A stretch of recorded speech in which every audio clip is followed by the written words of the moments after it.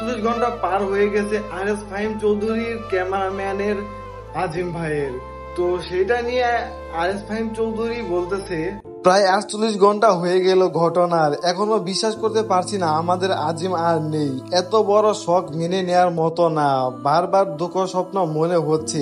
হায় আল্লাহ, সবাই প্লিজ আমাদের আজিমের জন্য দোয়া করবেন। আল্লাহ আমার ভাইয়ের সকল গুনাহ মাফ করে আমার ভাইকে জান্নাতবাসী করুক। এই কষ্ট মেনে নেয়ার মতো না। এখনো চিন্তা করতেছি আজিম বলবে ভাই আসবো, ব্লগ বানাবেন। এই সময়টা আপনাদের দোয়া ছাড়া কিছুই চাওয়ার নেই আমার। সবাই আজিমের পরিবারের জন্য দোয়া করবেন। জানি না ওনাদের কি বলে সান্ত্বনা দেব, আমার বলার ভাষা নেই।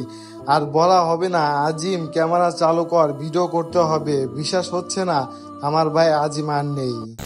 টিকটকার প্রিন্স মামুনকে গ্রেপ্তার করেছে পুলিশ। বিয়ের প্রলোভ দেখিয়ে লাইলাকে ধর্ষণ করেছে, তাই লাইলা প্রিন্স মামুনের নামে ধর্ষণের মামলা করেছে। মামুনকে পুলিশ ধরে নিয়ে যাচ্ছে, কিন্তু মামুনের এইরকম রিয়াকশন দেখে পাবলিক বলতেছে পরিস্থিতি যেমনই হোক চুল ঠিক রাখতেই হবে। মনে হয় জেলে যাচ্ছে না, ঘুরতে যাচ্ছে। আর বর্তমান কাপড় ব্লগের নামে চলতেছে নোংরামি এবং বউ দেখিয়ে চলতেছে ভিউ ব্যবসা। তাই এবার উমর অন ফায়ার কাপড় ব্লগ নিয়ে নতুন একটা ফানি ভিডিও বানাইতেছে। আর কাপড় ব্লগের শুট তো হইতে পারে, এইটা কাপড় ব্লগারদের জন্য একটু খারাপ যাবে। তো উমরের এই নতুন কাপড় ব্লগ ফানি ভিডিও নিয়ে কে কে এক্সাইটেড অবশ্যই কমেন্ট করে জানিয়ে দিবেন। নিজেকে খুব চালাক মনে করিস না, আজকে তোকে আমি হারিয়েই দেখাবো।